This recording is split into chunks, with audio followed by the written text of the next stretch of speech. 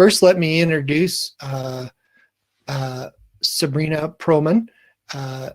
Sabrina is the Associate General Counsel of IP for Facebook Instagram. Her team manages the policies and guidelines for addressing user content on Facebook and Instagram that may be infringing on third-party IP rights. Sabrina has been with Facebook leading this team for over 6 years. So welcome, Sabrina. Hi, everybody. Sorry, technical difficulties. That's okay. And then let me introduce our next guest, Michelle Moon, who is the Global Manager of Rights Holder Operation. Her team sits within the Legal and Partner Operation organization at Facebook. Her team focuses on operation and support of IP brands protection efforts, including engagements with right holders and brands. And alongside with Sabrina, their teams closely collaborate on these issues. And Michelle has been leading this team now for over 4 years. So welcome, Michelle. Thank you. Great to be here. Yes, thank you for coming to joining us. And I'll be hosting this session, and I'm ready to learn alongside everybody else who is attending this session. So if it's okay, Sabrina, if it's okay with you, I'll start the first question to you, which is, given the current global environment, particularly with COVID and the pandemic, how has Facebook and Instagram helped businesses survive during this tumultuous year? Yeah, it's a great question. Thanks again for having us. Sorry about that technical difficulty.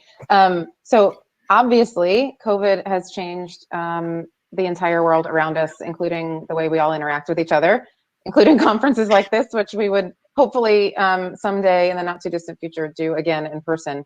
So we've seen an unprecedented shift to online in basically every walk of our life, from work to connecting with friends and family, and the way that businesses are trying to reach customers and customers are trying to reach the products that they care about. So we, of course, are still a social media company, but we're identifying the needs of our community in that way, and businesses and customers are equally a part of our community. So one of the ways that we have sort of contributed to this effort and to this kind of shift to online is by making it easier for people to shop and helping businesses adapt to the new environment we're in by making buying and selling more accessible and more secure within Facebook. So what that means is, for people, we're making it easier to discover and shop for things that you love across our apps, including through things like Facebook Shops and Instagram Shopping. And for businesses, we're building tools to help businesses of all sizes essentially tell their brand story and grow their audience and their businesses online. So for example, Instagram Shops lets businesses create a free digital storefront, essentially, so that any seller, no matter their size, large or small, no matter their budget, can bring their business online even when it wasn't before, and connect with customers wherever and whenever is convenient for them. There's a whole lot more information about this. I'm just an IP lawyer, but I do know a thing or two about our business as we expand into new and exciting products. So I would encourage folks, if they're interested in learning more about the opportunities there's lots of information in our Facebook for Business portal, as well as our newsroom, where we made a bunch of announcements throughout the course of 2020 about the evolution of shops. Thank you, Sabrina. And I think, again, critical to the health and wellness of so many businesses was the ability to utilize the tools and features that Facebook and Instagram provided businesses to make it around the corner to the one day when we can all do business in person. So a question for Michelle would be, Michelle, as more business shifts to online, how can brands protect their IP on Facebook and Instagram specifically? That's a great question. And as Sabrina mentioned, these are really challenging times. And we at Facebook are deeply committed to and care about keeping the platform safe, as well as for many businesses out there and listening today, how to keep your IP safe. So there are a number of ways and investments that our company and our IP teams have made to provide avenues for reporting what may be infringing or violating your IP or the business's IP, and or our own terms of use or terms of service on the platform. While we do have a number of ways to report, by and large, the most frequent and preferred way to do that is through our standard publicly available reporting forms. But before I get into that, just wanted to mention very quickly, in terms of the investments, our global IP operations team has grown tremendously over the years, just as the platform has. It really has been in lockstep with our program in order to keep this a truly robust notice and takedown program. So what that means is every single report that comes in is actually a person on our IP operations team reviewing it and processing that report. Our team now numbers upwards of, I believe it's 300 now. And that doesn't even include all of the additional teams that we work together with in order to do all of the enforcement and various policies across the platform. So that includes product, engineering, policy teams, legal teams, and so forth. So there's quite a great investment across the company to do this work. And our team also is 24/7 global. I won't belabor it too much, but we have offices around the world and in multiple local languages. Thank you. And maybe as a follow-up question, Michelle, you mentioned in your answer to that question about some reporting forms. Where can brands or businesses find these reporting forms and use some of those features? Certainly an impressive volume of people helping. So. Yes, so as I mentioned, the forms are publicly available, and I am very impressed with this splashy platform. We have, I think, correct me if I'm wrong, a prompt on the screen now where you can click to see the forms themselves. So I encourage you to do so. Yeah, everybody can click on that, by the way. I don't mean to interrupt you, but everybody can click on that. It will open a new tab, and you'll have that tab available for you to look at. And then click back, of course, into the Brand Intelligence Summit so that you can finish sharing. I didn't mean to interrupt you, Michelle, but finish sharing Michelle's answer about these forms and how it works. No, please, and dig around in those forms. There's, as you can see, multiple prompts that make it hopefully quite easy and streamlined to report content on our platform. To take a step back, these forms are available within our help centers. So we have a Facebook help center and an Instagram help center. And within both of those, you can find our dedicated forms for IP. There are forms specifically for copyright, trademark, and counterfeits specifically.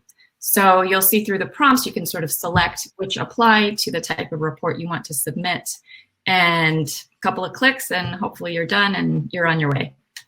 That's awesome. And do you, is that sort of the tips for best practice, or are there even some additional tips you have for how someone could use these to their advantage and help take down some infringing issues?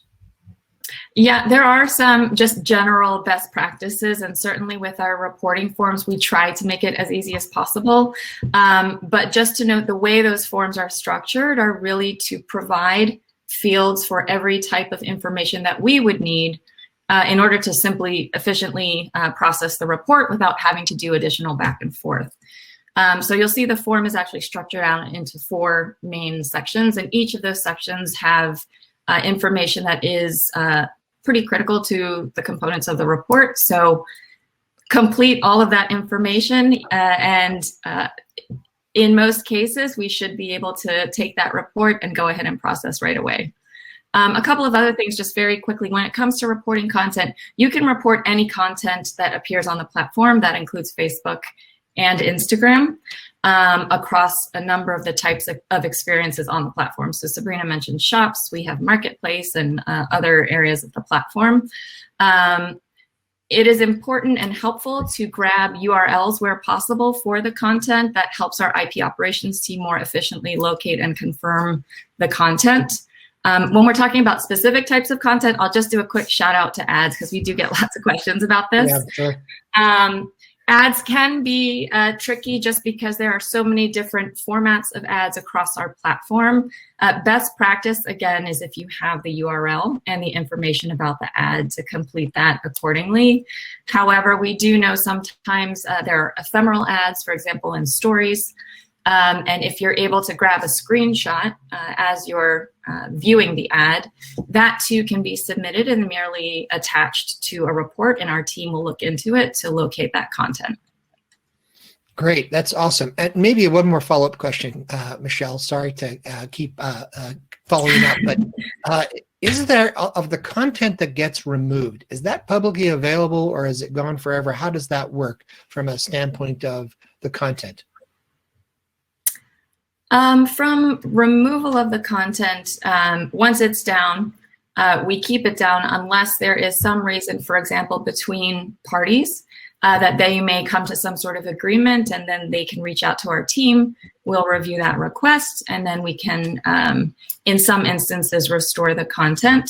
But zooming out a bit more in terms of information about our notice and takedown program, we're very pleased to share our transparency report, which is a report we share half on half. So generally January through June, and then July through December. These reports are just a critical part of how seriously we take transparency, and it's very exciting for our teams to be able to show the fruits of our work across the global program. I think we have yet another fun link here for you, so please click that. Yep. Awesome. And are there any specialized tools that businesses can leverage if they're seeing infringement on Facebook and Instagram? If I may, Daniel, if I could jump back to that last question very quickly. Okay, sure. Related to the transparency report, just because we have a bit of an exciting teaser announcement that we'd love to share with folks here today. Within our existing transparency report, it provides information about counterfeit, trademark, and copyright reports, the amount of content we have removed, as well as the removal rates. Now, that's all related to our notice and takedown program. However, now we have heard a lot of interest across our users and our communities for what we do on the proactive side. So we have been putting our efforts and focus together to publish what is going to be our first proactive IP transparency report. And that should be coming soon in, I believe, the following months. Wow, that's fantastic. It is good breaking news on a morning like today, so that's great.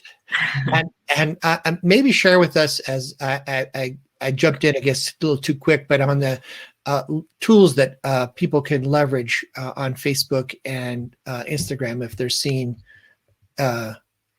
challenges.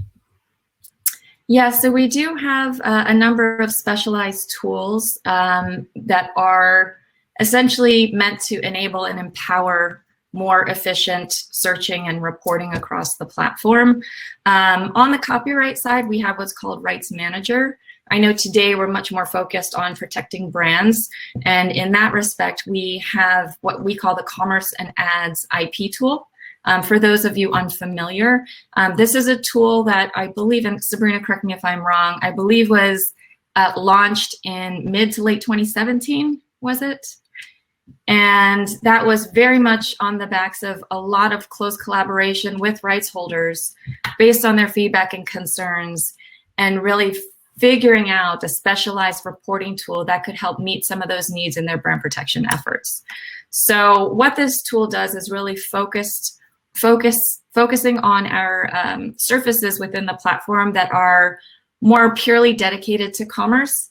So buying and selling across the platform, if you think marketplace, if you think buy and sell groups, now you think about shops, and we also have obviously our ads. So these are all types of content that we have now searchable through the Commerce and Ads IP tool. These are divided sort of by an ads tab and a commerce tab.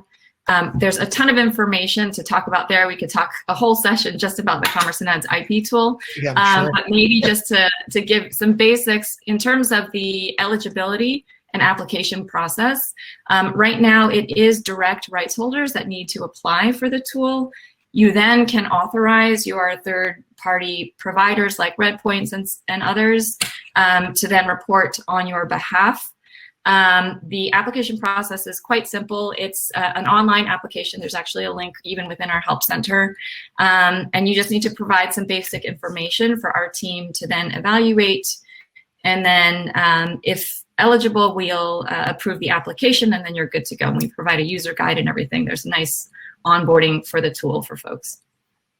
That's fantastic. And I'd like to bring Sabrina back in and ask Sabrina a question, which is, Sabrina, how has Facebook and Instagram helping businesses do more to tackle infringements? I know it's something that people ask a lot, and I know that you guys have been working really, really hard behind the scenes to do this. Maybe you could share a little bit about what's happening. Absolutely, happy to. It's another topic we could probably talk about for hours. But suffice it to say, philosophically, we at Facebook and Instagram, we're entirely aligned with the brands that we don't want infringing content on our platforms either. We want people to come to our platform and feel safe interacting with the people, content, and products that they see there. So for that reason, we've invested really heavily over the years to put in place measures to get ahead of the problem as best as we can. I heard the previous panelist from Pura Vida talking about the whack-a-mole problem. We don't want to play it either. It's a waste of everybody's time and resources. So we're really, really focusing on looking far, looking wide, and understanding how can we get at the bad actors and keep them off our platform. So ideally, what that means is getting the bad actors, getting the bad content down, keeping them down, and hopefully identifying them before the brands ever have to see them to report them to us, and in a truly ideal world, before they ever go live in the first place. So that's really, it's a lofty goal, but it's one we're very, very committed to. Again, it's way too much to talk about in too much detail here, but I can touch on a couple of sort of points of the kinds of things that we're always working on here. The first is, in addition to that really robust notice and takedown program that Michelle was describing, so when we react to reports that come into us, we'll of course take down the content that's reported to us directly. That's pretty much table stakes at this point, right? What we do beyond that is something that's worth noting. So for example, our policies are set out in a way that empowers our team when they receive a report of content that is, for example, flagged to us as promoting counterfeits. Even if only one or a handful of individual pieces of content are reported to us, we will review the entire sort of actor that's responsible. So if a couple of posts on a page are flagged to us, we will review the entire page or the entire group, Instagram account, ad account. And if it appears to us that it looks like it's engaged essentially entirely in that type of activity, we'll go ahead and take it down in its entirety. So we're not having to rely on a repeat infringer policy for most of these bad actors, because we'll get them down essentially on that first strike. So it really, again, tries to get ahead of the problem, avoid the whack-a-mole issue. We, of course, do have a repeat infringer policy running sort of as a backstop. Right. And that we do take down, the actor level where appropriate there as well. But the great hope is to get ahead of that. We also have automation and policies running that are intended to, once we do get someone down as a bad actor or a repeat infringer, to prevent them from coming back or to prevent them from using backup accounts and things like that. So really try to keep them from abusing our policies once they've been taken down. And then really what most people are very interested in learning about is the very advanced work that we're doing with respect to artificial intelligence, machine learning, to try as best as we can to identify the truly suspicious content that's likely to be infringing and likely to be promoting counterfeits or other bad content, and remove it proactively to the extent, again, that we can. So we have really robust measures on things like ads, marketplace, buy-sell groups, things like that are sort of optimized for buying and selling, and ever more so in what we think of as organic content. So things that aren't necessarily targeted for buying and selling, but where we know buying and selling does happen. So pages, groups, Instagram accounts, things like that. And as Michelle mentioned, we're really hopeful that later this year we'll be able to show the impact of the work that we've been doing over time by releasing some numbers around the proactive removals that we've been doing, which is really exciting, that we're looking forward to. We have put together a lot more information than I can talk about here in a couple minutes in our Facebook for Business platform. We call it our anti-counterfeiting guide. I think we can do another one of those. So I encourage anyone who's interested in learning a little bit more about the measures we have in place, sort of our 360-degree view of tackling IP infringements and counterfeits on the platform, to dig into those materials a little bit more. There are a lot of useful links and information there that I think will be really helpful. The one thing I do want to just flag before we sort of wrap things up here is, as committed as we are to all of these things, I do want to flag we're not perfect at it, and we'll be, very, very transparent about that. We probably will never be perfect at it, right? Bad actors who are incentivized and sophisticated to come to our platform to abuse our policies are going to try and find a way to do it. So that kind of adversarial bad behavior is one of the biggest challenges that we face, trying to stay one step ahead of the bad actors. As well as sort of, technology isn't as perfect as we want it to be. We're really proud. We have what I think are the best engineers in the world tackling some of the hardest problems in the world. And technology is not perfect. Things will be missed. Things will break. So in the end, we do count on the collaboration of brands to continue in sort of the parallel fight and reporting that content to us when they see it, relying on their expertise. And then over time, that again will feed into the measures that we ourselves put in place to try and get ever more ahead of the issue. And that's why the collaboration between ourselves and the brands are so critical. It's really a keystone to our IP protection program, so that we learn what you all are seeing there out in the real world, the trends that you're identifying, the challenges that you're facing, so that we can aim to incorporate them into the measures we put in place. Well, thank you, Sabrina. That's awesome. I was thinking about, as you were talking about this, and of course, Michelle talking about the Commerce and Ads IP tool, maybe we should do a quick poll just to see how many people out there today have used the Commerce and Ads IP tool, because it is such an important way in which to help Facebook remove that content with speed and accuracy, which they do all the time. So if everybody could pick one of those answers and hit it, I think it will help sort of see what we're doing. Well, it's pretty impressive, Sabrina and Michelle. Looks like many, many people have used it. And we've still got more to do and get more people to know about it. But I hope this forum helps a lot of brands learn about that tool.